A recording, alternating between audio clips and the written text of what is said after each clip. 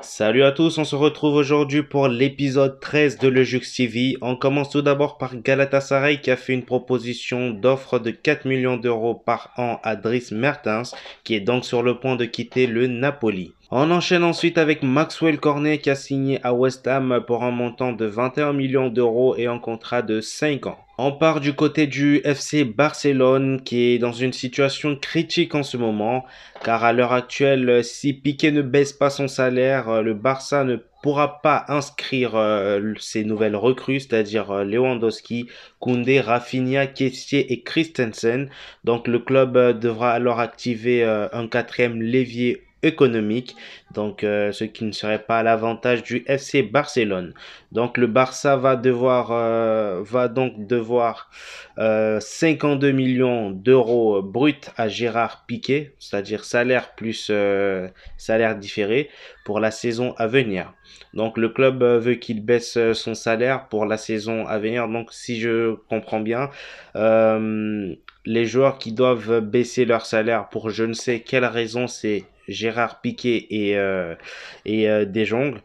Donc là, je pense que la grosse somme se trouve au niveau de Gérard Piqué.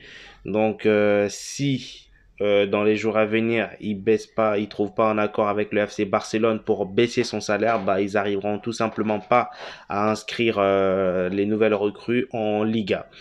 Donc le FC Barcelone n'aura pas à activer ce quatrième levier si ils arrivent à trouver un accord avec De Jong ou Gérard Piqué. C'est officiel, Robert Lewandowski a donc été présenté au Camp Nou aujourd'hui, donc il a récupéré le numéro 9 de Memphis Depay. Le Napoli, malgré sa négociation avec le gardien Kepa, il négocie également avec Keylor Navas, le gardien parisien, car il faut savoir que cette saison, Gianluigi Donnarumma sera le gardien titulaire du Paris Saint-Germain. Donc un gardien de sa carrure, je pense pas qu'il acceptera d'être remplaçant au PSG, donc il est donc sur la liste de transfert. Donc on verra bien par la suite si le Napoli réussira à le faire signer ou pas. Verretou à l'OM c'est bouclé, donc c'est pour un prêt avec option d'achat activé automatiquement après 15 matchs disputés. Donc il fera sa présentation officielle au Vélodrome dans quelques jours. Nous avons ici une déclaration de Jamie Carragher à propos de Cristiano Ronaldo après ses sorties catastrophiques de ces derniers jours. Parce qu'il faut savoir, je vous le rappelle, que Cristiano Ronaldo, après son dernier match avec Manchester United, il est rentré beaucoup plus tôt que prévu, avant même la fin du match, ce qui a été mal vu par le coach et même plusieurs personnes. Donc là, nous avons ici une déclaration de Jamie Carragher à propos de CR7 qui dit aucun autre club en Europe ne le veut actuellement. Je peux me tromper, mais il ne semble pas que United puisse s'en séparer. Et si vous demandez à Ten Hag, le coach de Manchester United, je pense qu'il ne le veut pas non plus. Donc voilà, il y a beaucoup de critiques par rapport à sa dernière action. Donc c'est vrai que voilà, il n'avait pas à rentrer chez lui avant la fin du match. On sait tous que voilà, ces derniers temps, il avait une forte envie de quitter Manchester United pour un club qui joue la Ligue des Champions. Donc ce qui n'est pas le cas de Manchester United. Je pense qu'il a ça en travers de la gorge. Donc c'est tout ce qui fait que voilà, il ne se sent pas vraiment bien. Mais c'est pas une excuse hein, pour faire ce qu'il a fait. Donc voilà. Nous avons ici une déclaration vraiment choc de Carragher. On continue avec le Paris Saint-Germain. Ici, nous avons les quatre nouvelles recrues et nous avons tout ce que le PSG a réussi à conclure cet été. Donc, ils ont réussi à acheter définitivement Nuno Mendes. Mbappé a prolongé.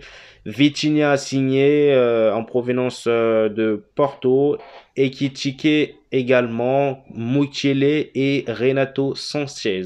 Donc le mercato du PSG est lui aussi très intéressant comme on peut le voir. Et surtout, il faut savoir que c'est la première fois que le PSG recrute deux joueurs de la Ligue 1 dans la même saison. Donc c'est incroyable, tellement ils recrutent à chaque fois à l'extérieur du pays, c'est-à-dire dans d'autres championnats. Donc là, c'est la première fois qu'ils recrutent vraiment deux joueurs du même championnat, c'est-à-dire Ekitike et Renato Sanchez. Un accord a été trouvé entre Lille et Everton pour Amadou Onana, donc le transfert à 36 millions d'euros plus 4 millions d'euros de bonus, sachant que le joueur préfère Everton à West Ham, qui se fait donc dévancer par les Touffies.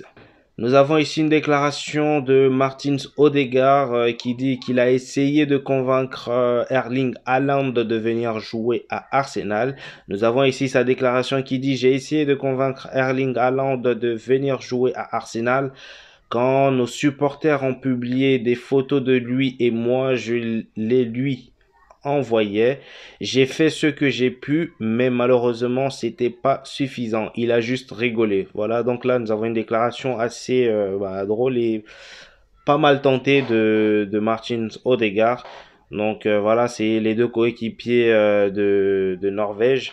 Donc voilà, Haaland a donc décidé de jouer pour son club de cœur depuis tout petit, c'est-à-dire Manchester City. Donc c'était bien tenté de la part de Martins Odegaard. Et pour terminer les amis, là nous avons la liste de tous les championnats européens. Dites-moi quel est votre top 5 des championnats européens et je vous donnerai le mien dans les commentaires. N'hésitez pas à lâcher un petit pouce bleu et vous abonner si ce n'est pas encore fait. On se retrouve au prochain épisode. Peace.